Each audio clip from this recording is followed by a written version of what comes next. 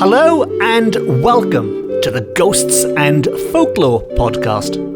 I'm Mark Rees, and on each episode I investigate a different, weird and wonderful subject. And for this episode, we are going to look at a tragic prophecy. A tragic prophecy which is a ghost story which weaves in elements of witchcraft and clairvoyance, death, omens, and a favourite, or certainly a reoccurring topic on this podcast, dogs. And not just any old dogs. These dogs are described as death dogs. Yes, all of this is being crammed into one single story, which I will be talking about on this episode.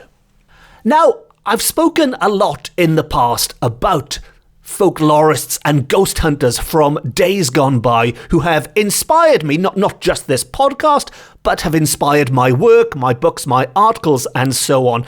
But there is one that we haven't looked at yet, and I think she is particularly interesting because unlike a lot of the others who date back to Victorian times, Edwardian times, if not much older than that, this one is much more up to date, and that is a fellow journalist called Jane Pugh. Now, I don't know a huge amount about Jane's background, besides that she wrote quite extensively about ghosts and witches and warlocks and all these other wonderful things. And many of her books were published in the 1980s. The one I am referring to in this episode dates from 1990. So these are all recent. Well, I say recent. I mean, the 1990s isn't that recent for a lot of people. It makes me feel quite old to think, damn, that was 30 years ago now. But these are not going back to the 19th century old. You know, in that sense, they are quite recent. And these are the kind of books that I would have been reading growing up when I first sort of got a taste for Welsh ghost stories and Welsh folklore. And I think what Jane does really well with these stories, and what lends them really well to a podcast like this, is she wrote them almost as if they were works of fiction. They read like fantastical stories, but at the same time, they are all based on fact, on what people certainly believe to be true. Then we can't say if it was true. And she presents them as if they were short stories. And after digging out this one for this episode, I've been flicking through all my old books by Jane, and I'm thinking, do you know what? I'd like to make this a regular feature now. So I think every month or so, I am going to be referring back to Jane Pugh, and when I mention her name in the future, you'll know exactly who I'm talking about now. And before we get into this tale, one quite spooky coincidence, and we do love spooky coincidences on this podcast, but when I published my first book about ghosts, a book called Ghosts of Wales, Accounts from the Victorian Archives, the introduction starts with, do you believe in ghosts? Because that is the number one question that I get asked whenever I do any media appearances or interviews. The number one question everyone asks me is, do you believe in ghosts? And weirdly, looking back at the introduction to one of Jane's books, which I've dug out about ghosts, she also mentions in it that, and I quote, often people, especially radio presenters, ask me, do I believe in ghosts? What can I answer? And she tells us that I have seen so many things through the long years for which no explanation can be offered. If I say no, they think I have a cheek to write about them, but say yes, and they doubt my sanity. And I love that answer, and I also, as I've mentioned before, I also sit on the fence when it comes to answering that question. I turn into a politician. I avoid giving a straight yes or no answer. The difference in my case is, and I can totally understand where Jane is coming from, where people do say, why are you writing about these things if you don't believe in them? And you must be mad if you do believe in them. Well, in my case, I think you should keep an open mind about everything in life, not just ghosts, religion, politics. If you look at some of the rubbish that is shared on social media and things nowadays, I think the world would be a much better place if people stopped to think about things every now and then. But anyway, that's going off on a tangent, and this isn't the time or the place for that. Let's get back to the real reason for this episode, and that is the tale of a tragic prophecy. And if ever a title to a story deserves a sound effect, a rubbish sound effect, it is a tragic prophecy. Now, while I mentioned that Jane was writing in more recent times, nevertheless, this story does take place in the 19th century. And it begins with the wonderful line, "There was a witch," or so she was called, and she lived near Witch's Point by Dunraven Castle. Now, as I mentioned, Jane writes these stories in a way which makes them sound like great little works of fiction, but they are not. They are true, and there really is a place in Wales by Dunraven Castle which is called Witch's Point. And let's be fair, if you are a witch in 19th century Wales, where better place to live than Witch's Point? Now, Witch's Point is, and this I find this slightly weird, but in Welsh, it's known as Troen y Witch. And the reason I find that a bit odd is the word witch is in there, which of course is an English word. In Welsh that would be grach, but the rest of it is in Welsh, and that translates as the nose of. So the nose of the witch, although I don't quite understand why it's not Troen y grach, but anyway, in Welsh it is supposedly Troen y Witch. And while both point and nose could apply equally, I do like the image that nose conjures up in the mind, because as mentioned, Witch's Point is by Dunraven Castle. Dunraven Castle is right next to Dunraven Bay, a stretch of beach, also known as Southern Down Beach. And on this beach, there is a rocky headland sticking out into the water, sticking out into the ocean's waves, and it does, from a certain angle, look like a witch's nose sticking out into the salty water. And as always, if you wanted to do a quick internet search to have a look at that for yourself, you will all agree with me, I'm sure, it looks just like a witch's nose. Now, this is where our story takes place. Witch's Point by Dunraven Castle in the county of Glamorganshire. Jane tells us nowadays it would be in the Vale of Glamorgan, just bordering Bridgend. And it was there that two young men decided to go for a lark, we are told. And this lark involved visiting the witch to have their fortunes told. So this wasn't just one of those witches who hides in the forest like we often get in these old tales. This was a more commercially minded witch who was quite happy to welcome visitors, take their money, and tell their fortunes. Now, these two men, Ivor and David, yes, Ivor and David, and I'm going to go off on a very quick tangent quickly, but I imagine Ivor is a name that wasn't very well known around the world outside of Wales until, bizarrely, and I'm sure a lot of you have seen this news story, Rob McElhenney of It's Always Sunny in Philadelphia fame, and Ryan Reynolds, who is, well, where do you start with Ryan Reynolds, the Canadian actor who's been in a billion successful films, but as something of a comic book geek, let's focus on Deadpool and Green Lantern, say, although Green Lantern wasn't the best of films. Let's say Deadpool. But when Rob and Ryan,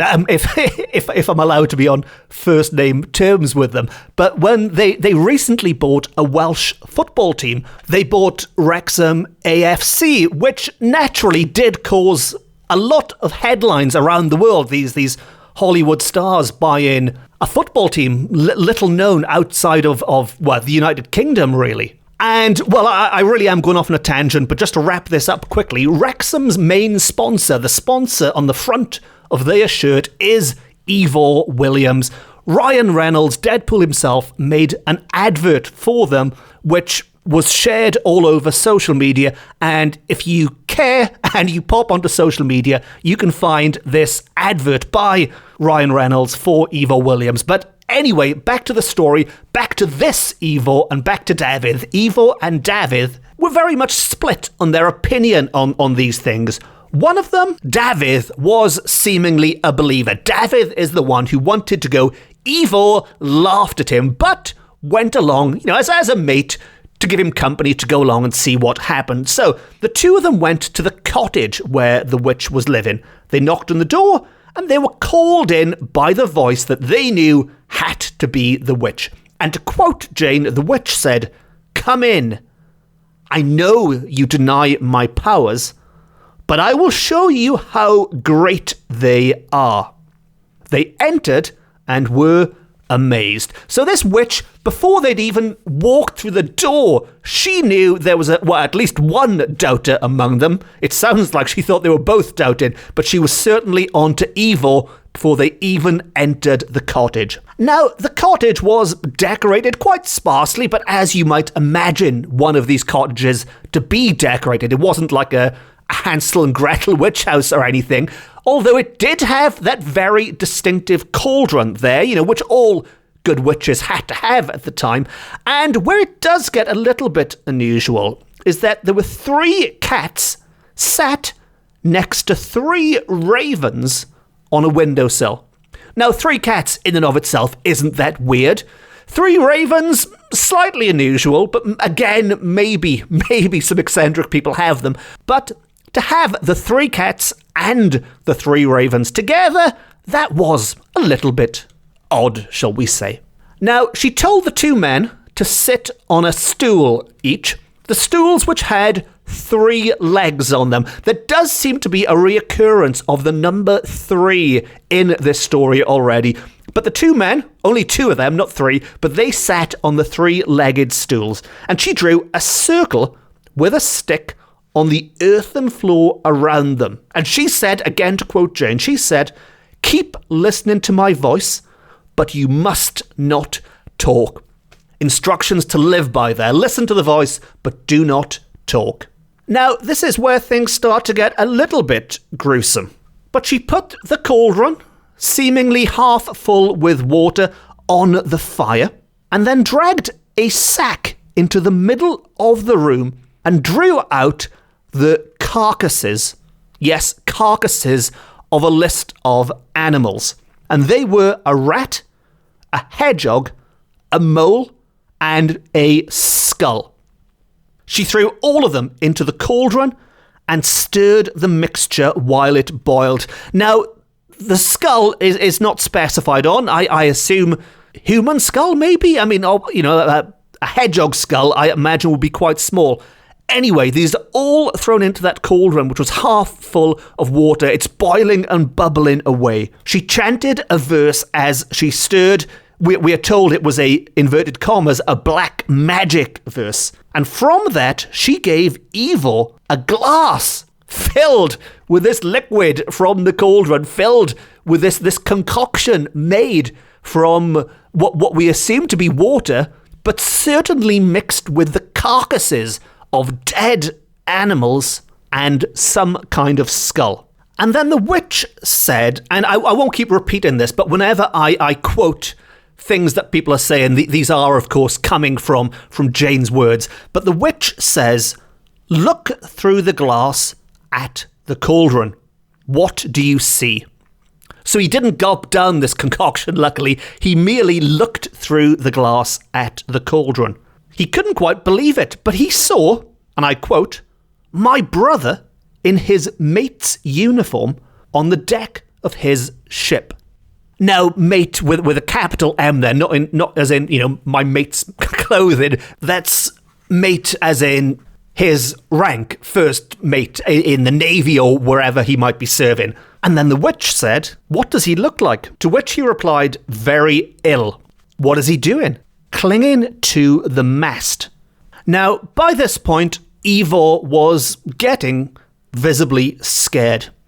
And he was about to get even more scared when the witch said, "At midnight tomorrow, at low tide, go to the witch's point and stand alone for 1/4 of an hour. Do not be afraid, but take no one with you. Come and see me the next day." So it was David who wanted to go and see this witch for a little bit of fortune telling.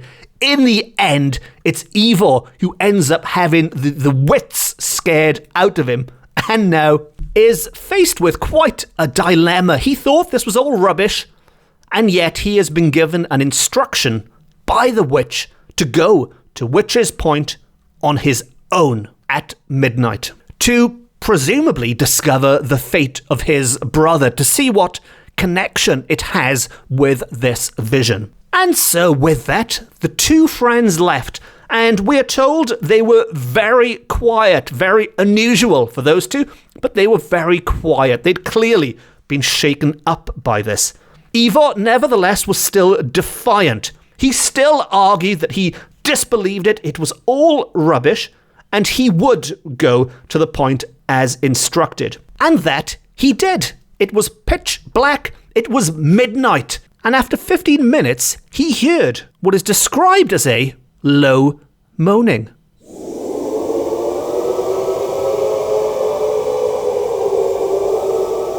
Yes, I'm getting my money's worth with these effects on this episode, but he hears this low moaning, and he says to himself, presumably, "Oh God, it's the Cahiraith, the death warning." Now, the word Cahiraith does have a few variations and gets used for sometimes just a generic word for a spirit or something, but as mentioned by Ivor there, Cahiraith can be a death warning, a death omen, as it's most commonly known as. And with that, it wasn't just the low moaning. He noticed the ocean waves themselves were bubbling as if boiling in a giant cauldron. And frankly, that was enough. Ivor was out of there. Ivor legged it. He was gone. But there was more to come. He realized as he fled the scene in the middle of night, in the dead of night, that he was no longer alone. He was being followed from that spot. And not by anything human. It was a 4-legged pursuer. A dark black Newfoundland. It was a dog. So he called to the dog, and regular listeners of this podcast will know what a ridiculous thing to do that is. We've all heard about the Pesky, and I've touched upon the Coon Annwn and even Scooby-Doo dogs at one point, but we know these dogs are always bad news. You do not call a death omen towards you. Nevertheless, Ivor called to that black Newfoundland, and when it came, he patted it and tried to get it to follow him home.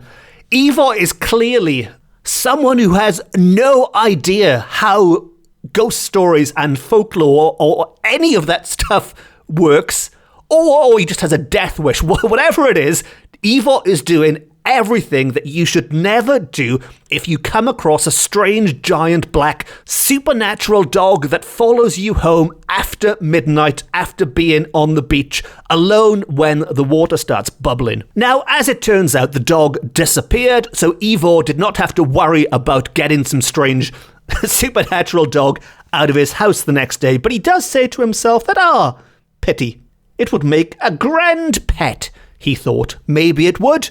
Maybe it would slaughter you at night. We don't know. The dog disappeared. And the next day he returned to the witch. He told her of that strange wailing. He told her of the bubbling sea, and he told her of the dog that followed him home. To which she said, "You have seen one of the death dogs, the Coon Annwn. Your brother is dead." That dog he saw was indeed a death omen. But it was not an omen of Ivor's death.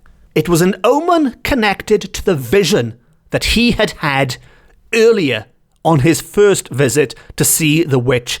And by visiting that night and by being followed by that dog, it had been confirmed. And a few days later, the news that a tragedy had happened did reach Ivor's house. His brother was indeed on a ship at the time. It had been wrecked on the Tuscan rocks, and his body was washed up not far from home. We are told it was close to the eastern side of the Witch's Point. As a result, neither Dafydd or Ivor visited a witch, a fortune teller, a clairvoyant, anyone who claimed to be able to see the future. Ivor was no longer a disbeliever. And that was the tale of a tragic prophecy. And one of the things I do love with stories like that is, believe them or not, that's entirely up to you. But they are set in real places. And I do think it's my little way of helping to re-enchant the world in a way, if that's not too pretentious a thing to say. But I do love the fact that after listening to that story, you can, in theory, jump in your car, drive to Witch's Point, and you can stand in the same spot that Ivor stood in and look out at the sea. Maybe not at midnight. Well, that's up to you. If you want to go to the beach at midnight, please don't let me stop you. But it does look slightly better in the daytime. Now, as mentioned, that is one of the many, many stories that was collected by the quite prolific and wonderful Jane Pugh.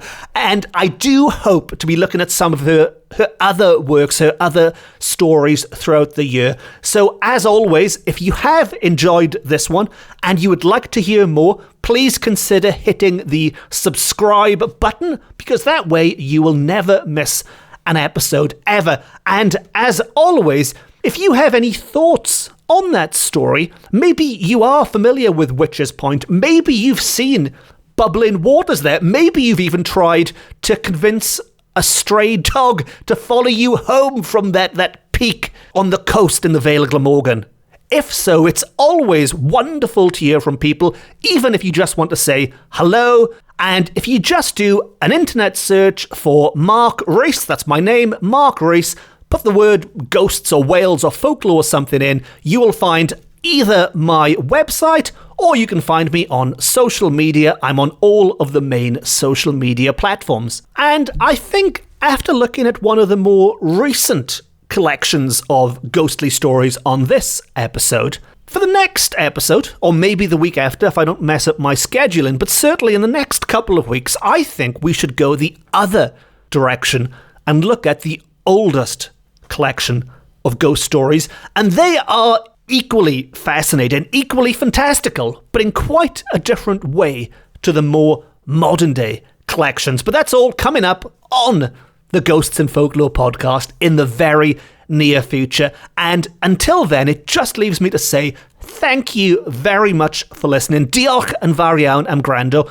I've been Mark Rees. This has been my Ghosts and Folklore podcast. It's the best, it's the beautiful, it is the only Ghosts and Folklore podcast beaming to you from Wales to the world. Until next time, no star.